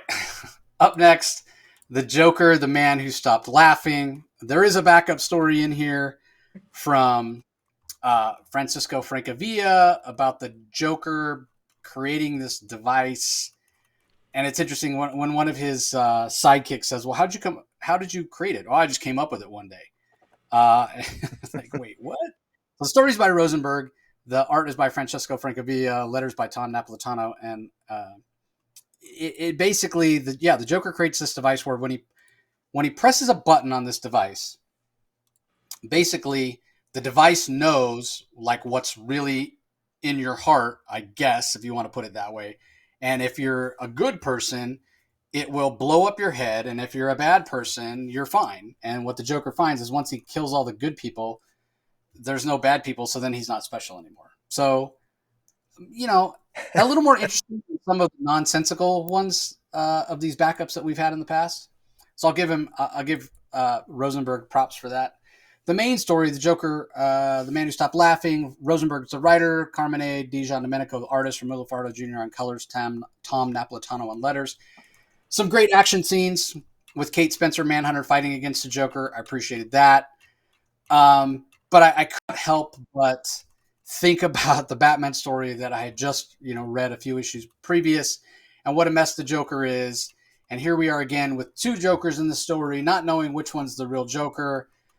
And it just, it wasn't like, I don't know if there's anybody over there at DC Editorial that reads all the books and does the schedule, but if that is the case, they should have been like, okay, don't put these two books out in the same week because you're just calling attention to how convoluted we've made the Joker. And I think it doesn't work. I think the Joker is better when he's just sort of a force of evil, a force of chaos, instead of this overpowered, convoluted mess that he's become. And I already ranted about it, so I'm not going to say anything more, other than to say the art by Dijon Domenico is fantastic. There's a lot of action in this, between the fight between Joker and Kate Spencer, and even Killer Moth gets involved. And then we've got the Joker that's back in Gotham with shenanigans that's going on with Killer Croc and Solomon Grundy in the sewers. And Matthew Rosenberg, even though I might not care for the subject matter of this, he's still a very talented writer. I love the jokes and the innuendo and little one-liners that he gives the Joker here. So, I might not be all in on this complicated Joker story, but I still love the narrative voice, the vocabulary, the words, the literal words that Matthew Rosenberg is putting in the Joker's mouth, even if the overall plot I just don't care for. So anyway, what are your thoughts? I don't. I find myself exhausted with this narrative, and I've been up and down on this. And last issue, I agree with you in the sense that this feels like everything's. We're just go, go, go. This is just an adrenaline rush of these two Jokers having two separate adventures, and one of them is the real one, and we're 8 issues in, and we don't know who the real one is. Red Hood thinks he knows who the real one is. Manhunter thinks he knows who the real one is, or isn't even aware of the other one. And the two Jokers, I'm not sure who the real one is. There was even a quasi crossover with the Punchline, the Gotham game. We're not even sure if that was the real Joker. Maybe that was a different one or the fake one. I don't know.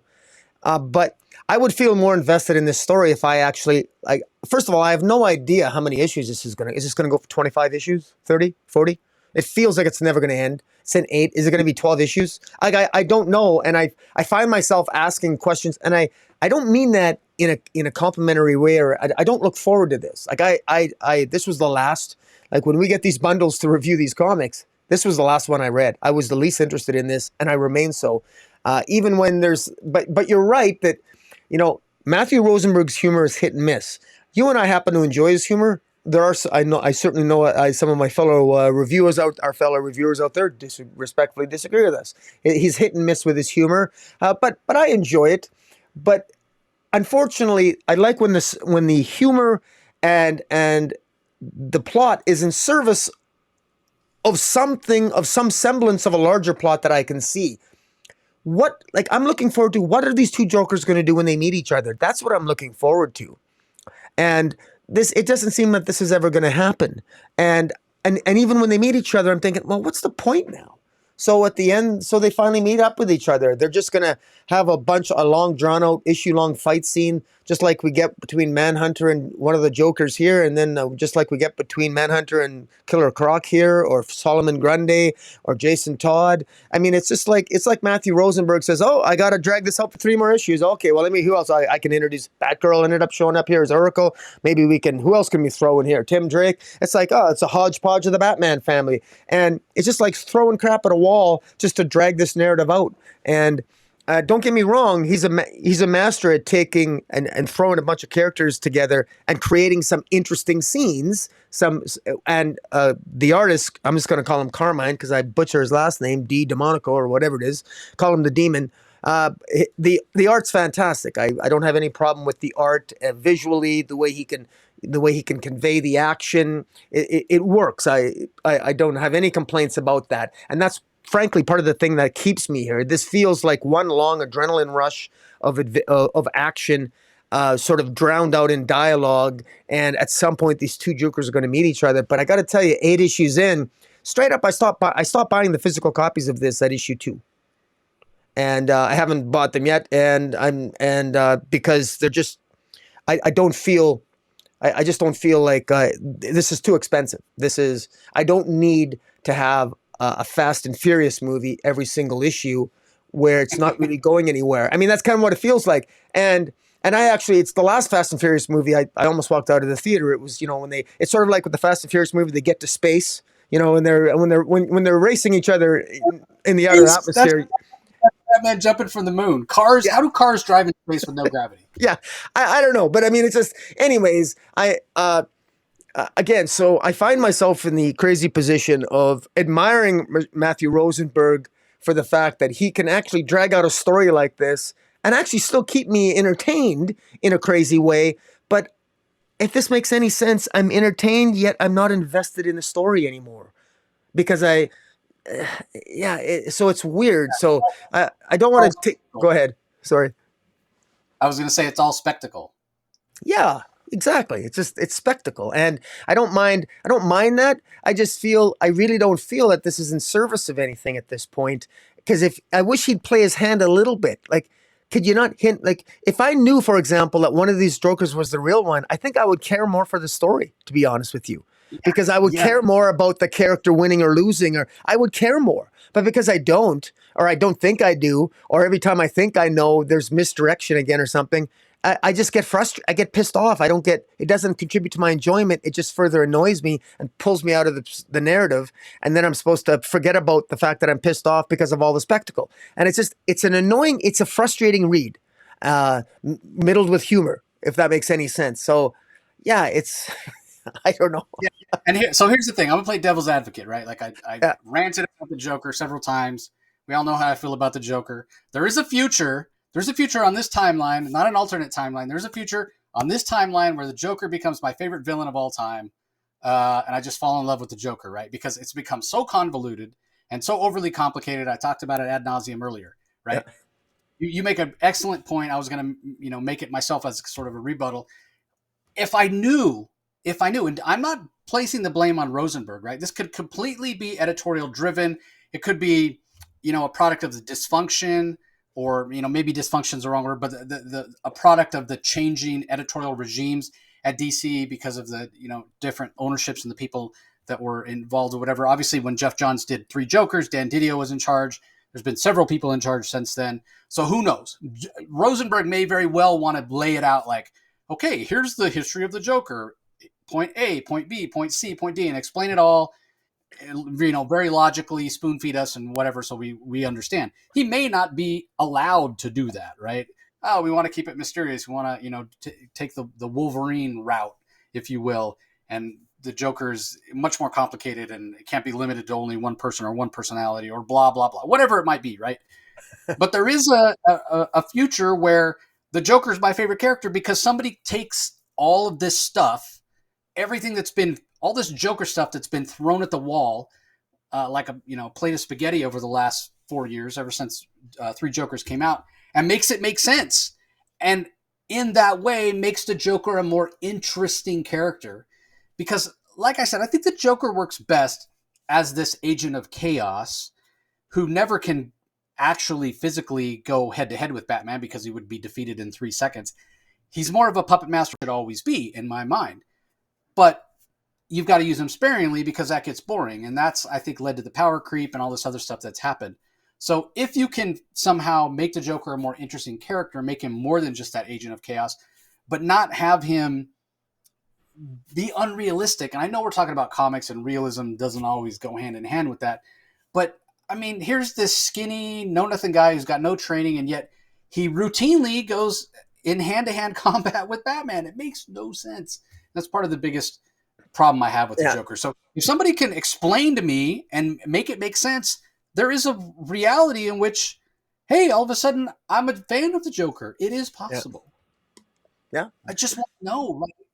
I just want to know, because right now I don't think anybody knows. I think it's tell whatever you want. It doesn't matter. And just to build on your point, and I think it's kind of interesting. I didn't think our discussion on this comic would be that would be this informative to me. But I just realized that if the Joker is so special, isn't he less special now because there's 2 of them? Now I realize that we had the 3 Jokers storyline in and of itself, which I frankly have very mixed feelings about, but it shouldn't be this difficult to figure out which one's the real Joker, because they can't both be as crazy, both have the same amount of luck, suddenly they're both... Darwin Holliday's jumping around creating Jokers left and right. So there can be any number of Jokers. Well, no, that's true, but maybe they're all linked here, but it's just unfortunate. This whole there's just too much Batman, too much Jokers. But anyway, I remain frustrated with this storyline, and I just wish writers would DC would have the writers come up with more ideas, because maybe editorial is forcing these writers to just write Joker stories, but I really wish they would strive to come up with something a little bit more original. Who knows? I mean, and probably my least favorite character, which is saying a lot because DC's got a pantheon of well over 1,000 characters. Too much Batman, too much Joker. Let's mash them together. Let's make a Joker or a Batman who laughs, and give him a terrible design. Worst character ever. Closely followed by Punchline. Anyway, moving on. Flash number 798, written by the aforementioned Jeremy Adams, friend of the show. Art by Fernando Passarin, Auclair Albert, and Will Robson. So Fernando Passarin pencils, Albert is his inker, and then Will Robson does some pages as well. Matt Herms on colors, letters by Rob Lee. I gotta say, I really wish we had one art team on this, because it was a little jarring. Their styles aren't really very similar. But we open up with the first page, the birth of little baby West, that we have seen, in time travel. We've seen him as a little boy in the 1 Minute War. But here he is, Waid West. I love the fact that Jeremy Adams named him Waid, and it's spelled in the traditional way that you would spell the first name Wade for a boy, W-A-D-E. But it's a tribute to Mark Waid, somebody that Jeremy Adams knows, grew up reading his comics. So he had a very seminal run on the Flash, the Wally West version of the Flash. So that's where the name comes from, in case you're wondering. So because it's comics and because it's a little baby and very vulnerable, no sooner does the West family leave Linda and the baby to get some rest than a woman comes in and says, "Oh, I'm going to take the baby for some tests. Granny's got you." And it turns out it's Granny Goodness. Granny Goodness has kidnapped Waid West, which not only, as I say that out loud, not only is it a fantastic tribute to Mark Waid, who is, just a very talented writer, but it's got that alliteration, right? Like old school, Clark Kent or Peter Parker or, Bruce Banner. So Reed Richards, fantastic, right? Waid West, love it. But yeah, we'll set aside the fact that in hospitals nowadays, you can't just come in as a nurse and just take a baby. There's always, checks and all sorts of stuff. But I know Jeremy knows that. But for the sake of the story, this is what goes down. And obviously, Wally, as soon as he finds this out, is not going to let that stand.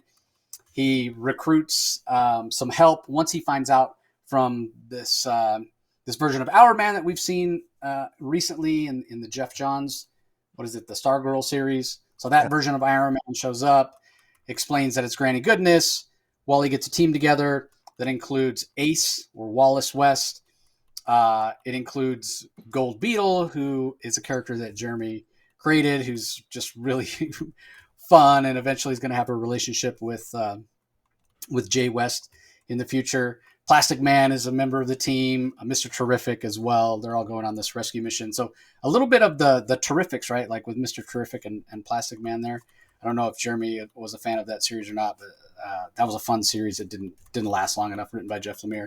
And then I can't remember what his name is, but the wrestler, the purple skinned wrestler that showed up a few issues ago, that was one of Jeremy's most popular issues. I'm not a big wrestling guy, but I've talked to Jeremy about it and how much great feedback he got for that wrestling issue. So anyway, they're all on their way to rescue Waid West from Granny Goodness, and I can't wait to see where it goes from here.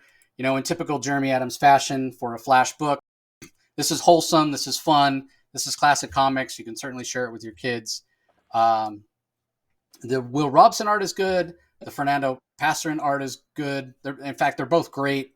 The styles don't mesh well together. That's why I was kind of wishing, we'd gotten all of one artist or the other.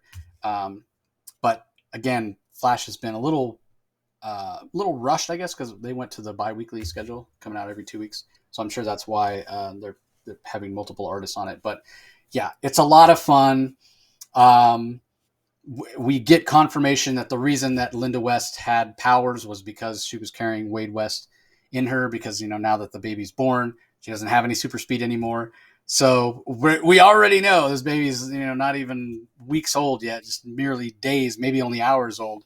We already know that Waid West has powers. So this is fantastic. I love that DC, as much as we're complaining about editorial and the Joker a little while ago, I love that Jeremy was able to get editorial to agree to this. He has created a new West child, and I can't wait for either Jeremy or other writers in the future to tell some stories about Waid West, and please, for the love of God, DC, don't age him up too quickly. I want some stories of a 3-year-old. I mean, you have a child, Rocky. I've raised 2. Man, a 3-year-old moves fast enough with normal speed, right? And even before, right? There's that moment you can't wait for them to crawl and start getting mobile or whatever.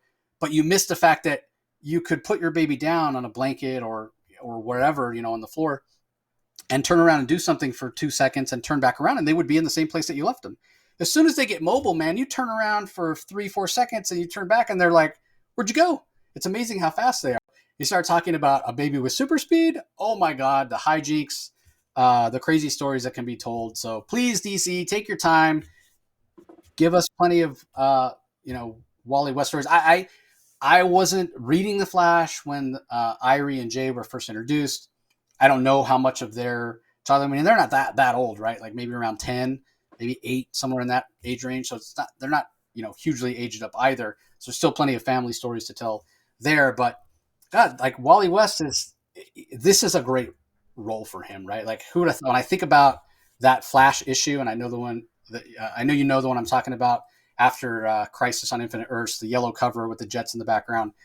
That Wally West, the very self-absorbed, he is the fastest man in the DC universe.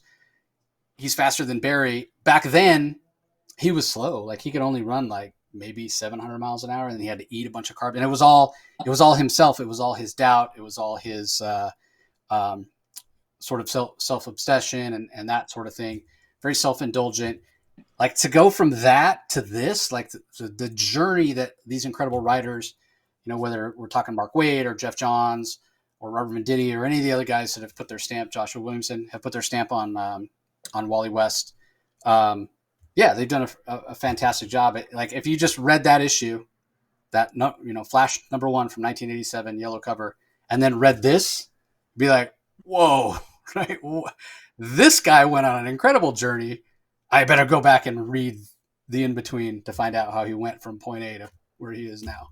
I just think that's fantastic. I just love it that he now has another kid, leading into that family feel. And yeah, I'm so sad that Jeremy's not going to be on this title after 800. I'm extremely curious to see what Cy Spurrier is going to do. Don't get me wrong. Cosmic Sword with Flash. Okay. What does that mean? I'm trepidatious. I'm curious. I would have been happy had Jeremy continued. So, anyway, what do you got? Well, first of all, I know I can speak for Jeremy Adams. He told me to say hi to you, Jace, and he thanks the fans. Jeremy is so passionate. I know you spoke with him. You spent some time with him at the con recently, WonderCon, right? I think you spent some time with him. Yeah, we hung out at WonderCon. Yeah, and he's just a great guy, and he's so passionate. And I got to tell you something.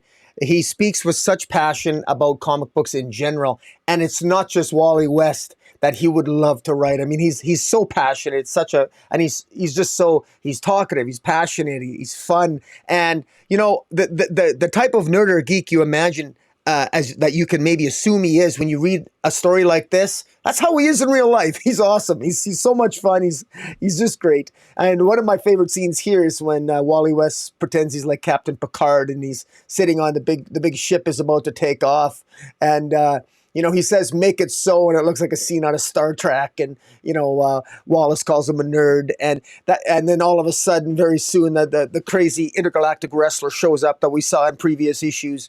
And we also get the Gold Beetle. This is the first time that the Gold Beetle technically meets Wally West. And that is to say, in Gold Beetle's memory, this is her first meeting with Wally West in her timeline. And of course, Wally knows that she's going to end up with his son, Jay, in the future. And and Jay and and Wally and Linda have a moment where they sort of let that sink in for a second, because Gold Beetle is a little bit of a quirky character when she first appears. And then you get the Hour Man showing up, which was a nice little Easter egg. And by the way, in case one hasn't figured it out yet, Jeremy Adams, unlike some writers, he actually reads other comic books from other writers, and he likes to have fun, and when editors allow him, he likes to play in the sandbox a little bit, and he's very, very good at it. And we readers have rewarded Jeremy Adams by, surprise, surprise, we're buying the Flash comic. Now, as frustrated as we are that the Flash is ending, it's good to see that Jeremy Adams is cramming as much fun as he can in his final issues of the Flash. And of course, we're looking forward to reviewing his first issue of Green Lantern, which we look forward to with great haste. That'll be coming out in a week or two. But this issue is fantastic. And one thing I want to point out, and this is a compliment to again, a compliment to the writer, is the Flash feels organic. Wally West has a family, but it doesn't feel forced. We don't have to worry about next issue. Suddenly Jay is going to be 25 years old, and have some crazy John Kent moment where he's aged up. This is organic, and Wally West's family. This has been an organic development of Wally West's family from going back 25, 30 years. Jay meeting Linda, Jay, then Irie, now Waid, and a wonderful tribute to Mark Waid. And it's just. This feels like we're just really getting to know this family. And it's no coincidence that, I'm thinking that the editors here are looking at the success of the concept of family. All of a sudden, we're getting it in Green Arrow. All of a sudden, We have Joshua Williamson, trying to build a Green Arrow family over in Green Arrow. And, that seems to be sort of a theme. The Superman family's really expanded. We got the Batman family's always been large. That clearly seems to be a direction that DC is going, with mixed results, maybe from depending on what the character is. But, kudos to Jeremy Adams to his focus on family, humor, good nature, fun, emphasis on fun, while at the same time dealing with real world powerful events. Just works well. I want to give a shout out to Pensica, the artist. My favorite picture or Passerin, right? The artist. I think it's Passerin. You're right. Yeah. Fernando. When the hospital room blows up with Linda and Linda is injured, that's just a gorgeous scene. I mean, the colors here are just amazing. I really enjoyed. I didn't mind. It's a little bit frustrating. The art here, I think, is better than a lot of the art in Flash 1 Minute War. The Passerin's art was I think very much missed in the 1 Minute War, but Roger Cruz did a good job with what he could. But overall, it just goes to show you that even though I personally have had some issues with the art over the last 6-7 months, the fact of the matter is that I'm still really enjoying these stories because of the strength of the stories. And kudos to Adams and the whole creative team on this, because this was another enjoyable Flash issue. And boy, oh boy, you said it, man. We're gonna miss him when he's gone. Yeah, DC. What are you doing? Why did you take him off the book? All right, enough of that. Let's move on to the last book we're going to talk about in detail. Poison Ivy number 12. It's from writer G. Willow Wilson. Art is by Marcio Takara. Colors by Arif Prianto. Letters by Hassan Othman Elhau. Let's get to the important part that you're all probably wondering. Yes, Poison Ivy and Harley finally reunite. They are together, and what that bodes for the future, I guess we'll see. In terms of the art, solid Takara art, as there has been through. I'll give a lot of credit to G. Willow Wilson for the journey that she has taken Poison Ivy on here, because it really has been quite the journey from those first issues where Rocky and I were like, man, she is just killing people with impunity. G. Willow Wilson is getting her back to her villainous roots. I mean, it was all explained in terms of her being infected by these Lamia spores. And it's great to see the softening of her in a way, her taking responsibility for her actions. I just was saying, a little while ago about the problem that we have with them turning Ivy into a hero or Harley into her hero, and where it doesn't feel earned, right? It just feels like, well, Harley Quinn's really popular and a lot of people cosplay at her and she sells a lot of merchandise. So let's just make her a hero, right? For lack of a better term.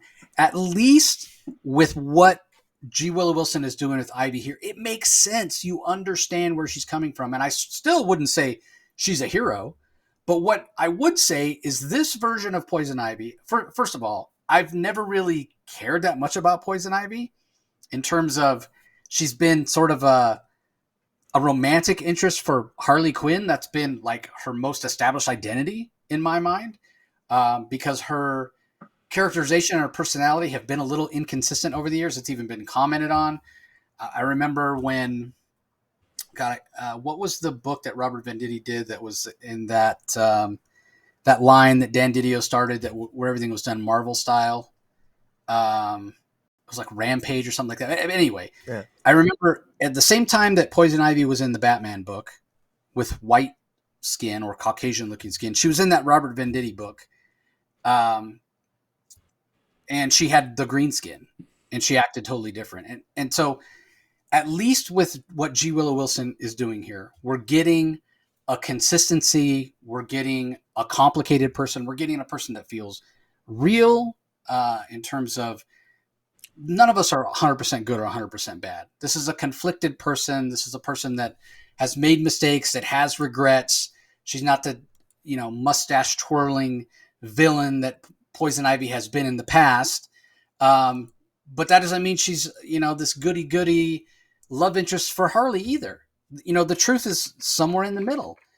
She realizes that she's made mistakes, And in this particular issue, she's actually finds a cure, or what she thinks is a cure, for these Lamia spores. And one of the women that's been infected that was at this retreat, she doesn't want to take it. And, it's a little meta in terms of like the COVID vaccine and some anti-vaxxers and that sort of thing. But the other part of it that really brings it home, and again, a great, like, just small point that adds realism to the story from Wilson. Ivy's like, I don't want to force her to take it, because that's what her roommate, traveling companion, or whatever says, right? Like, you can't let her out there. She's going to infect other people. You got to strap her down to a chair and force her to take this. And Ivy's like, no, I can't do that. That's what Jason Woodrow did to me. I won't do that to another person, even if it means the destruction of society and the spread of this disease. I don't know if I 100% agree with Ivy, but at least I understand why she's making the choice, right? That's good writing. That's good characterization. So I'm really impressed with what G. Willow Wilson has done. Is this my favorite DC title? No, by no means. But it's, in terms of quality, in terms of a technical comic, far and away the best written, best characterization for Ivy that I've ever read. So, and that book was Damage. That's the book I was trying to remember from the New Age of Heroes from DC. So anyway, what do you think of the latest issue of Poison Ivy? I think of that woman who refuses to have Ivy help her with that injection. I think if that woman had a penis, I don't think Ivy would have that same attitude. I think that Ivy is a hypocrite. I think she's. I think that she's just. I think that's just the way Ivy is. She has one view for men and one view for women, and that actually, I think, sort of adds to the intrigue of her character, because that's the way Ivy is. And it as much as Ivy is becoming someone who maybe thinks more about individuals, which is good, those individuals better be women, because they're not men. Because she certainly has no problem killing men from the beginning and throughout this series. And killed men and women in this series. What's that? She's killed men and women in this series. And if you're referring to her destruction of Jason Woodrow, he wasn't a man or a woman. Yeah, well, no, fair enough. I personally, she's becoming so good. Like, there's this attempt, she's really starting to feel, like, her refusal to want to, forcibly, impose herself on this woman because that's what happened to her. Okay, I guess I get it. It is rather interesting. I mean, we could say that arguably Batman does the same thing. Batman will go to ridiculous lengths to save one person, even if it necessarily... Batman finds a way. Batman finds a way to save that one person, even if others' lives are potentially in danger. And so Pamela Isley right now, she's as determined as Batman would be. She's saying, I'm going to find a way to help her, and I'm going to find a way to win, and I'm going to do it in such a way that I'm not forcing myself on her. And I agree with you that's good characterization. It's getting us into Ivy's head. At the same time, I can't help but to feel this is a huge about shift in 12 issues for the Poison Ivy. That we remember, prior to this series, we had a dichotomy of Pamela Isley. We had Ivy and the Poison Ivy. We had Queen Ivy and Poison Ivy. And we had that dichotomy because of what came out of Joker War. I thought that was really, really interesting. That because you've got different types of plant life, it made sense to me that Poison Ivy, more so than any other character, would have a split personality or different sides to her. One that's one with nature and one that is more akin to maybe understanding humanity. I feel that most of that is gone now, and it's clear. And I'm in the minority on this because, to J. Willow Wilson's credit, the vast majority of people reading this, the sales on this title have been very good. And so kudos and congrats to J. Willow Wilson, because her characterization resonates with fans. And even the way she does the relationship with Harley Quinn, even though this Harley Quinn, I feel, is at odds and written very differently than this is a more mature Harley Quinn and less zany one or crazy one that even is in by Teenie Howard. Again, Harley Quinn just seems to be written so inconsistently all over the place. What I like about this is that if you're going to go this direction with Poison Ivy, fine, because I feel that this is going to lead to better writing of Harley Quinn. Because I got to tell you, I don't see this Poison Ivy being in love with the zany, crazy, insane Harley Quinn we're getting over in the other comic. And I'm mindful of the cartoon, which I think is, well, the cartoon is crazy and zany. The cartoon doesn't make any sense. The cartoon in particular, it makes no sense why Poison Ivy would be attracted to Harley. But that's another issue for another day. I would like to debate somebody on that because I got a lot of opinions on that particular subject of the Harley Quinn cartoon. But in any event, I guess what I'm getting at here is this is consistently written. There's no question that you have an evolution of Pamela Isley's character. Just because I disagree with it doesn't mean that it's happening. It's obvious. She started off being a psychotic murderer. She killed less and less, and she's growing into her own through her relationship with predominantly women. She is lesbian. She embraces her sexuality. She's sexually free. This issue ends with her expressing, she's unsure how Harley's going to feel when she finds out that she slept with her roommate. So there's going to be some issues here. There is some consistency here, and I got to give props. And it's one of those things where I'm kind of taking my foot out of my mouth. This has sort of grown on me, and again, congrats to J. Willow Wilson. This is a title that continues to get, it seems to be continue to grow in popularity. And I enjoy this much more than the Harley Quinn title. No question. Because at least I get a decent story and I can see what the character work is. Even if I disagree with it, I can respect where it's coming from. So. Yeah, 100%. All right. Also, single issues this week, Batman The Audio Adventures #6 that we didn't talk about in detail. And then in terms of collections, we've got Superman Space Age hardcover. That's the Mike Allred drawn, Mark Russell written Superman, which I talked to Mark Russell. I don't know if I mentioned this on the show. I talked to Mark Russell at WonderCon, and I mentioned that Superman in that Space Age story seemed like the same Superman from his Future State story, and he basically confirmed that. And he'll come on and talk about it at some point.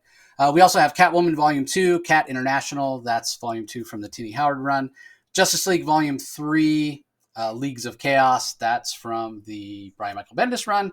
And then Shazam, the Monster Society of Evil hardcover, 2023 variant, which unfortunately doesn't tell me what actual issues, but it is written by Jeff Smith. So I think that was an all ages DC title from back in the day. Unfortunately, I'm not 100% sure, to be honest with you, of where that book came from. So, well, that's going to do it for this episode in terms of books we're going to talk about. Rocky, do you have a book of the week? Yes. What is my pick of the week? My pick of the week, I am going to have to go with boom, boom, boom, boom, boom. Well, I'm going to have to go with, I'm going to go with Flash. What about yourself? Excellent pick. I can't say that is a bad pick at all. I'm actually going to go with Peacemaker Tries Hard. And the reason I'm picking that is just because it was so unexpected, came so far out of left field for me, was not at all what I expected it to be. It was a pleasant surprise, and I really enjoyed it. So, all right. Well, that's going to do it for this episode. Anything else you want to tease, what have you? I haven't myself been many other episodes. Been trying. I mean, I did talk with Tom Akel, the co-founder, CEO, and publisher of Rocket Ship Entertainment last week. But other than that, yeah, I've been so busy with work. It's been insane. So anyway, how about yourself? Well, I might do a video on some fun I had at the Calgary Expo. I got some pictures I might share with people during the week. But beyond that, no, I'll just be reading more comics, and I might do an indie review with Jason at the Weird Science DC podcast, or we do an indie podcast. So I'm going to touch base with him again this week, and we'll see. But beyond that, no. And yeah, and you don't have any interviews coming up? I do, but nothing written in stone that I can talk about other than the Tom Akel. I'm just behind. Like I said, so busy with the day job. Talk to so many people that want to come on. It's just a matter of trying to find the time. So yeah. Anyway, we appreciate the support as always, everybody. Don't forget to head over to YouTube and subscribe to Rocky's channel if you're listening to the audio only version. Comic Space Boom ! On YouTube. You'll find it. You know what to do once you're there. Ring the notification bell. Leave some comments. Subscribe. All that stuff helps with our reach and getting us access to more books and more publishers and that sort of thing. Conversely, if you stumble across us on YouTube and want to listen to the audio-only version while you're in the car, on the subway, or whatever, thousands of episodes in the back catalog for the Comic Source. Just go to wherever you get your podcast, do a search for the Comic Source, and you'll find us. So that's going to do it for this episode. We appreciate the support as always, and we will talk to you next time. Catch you later.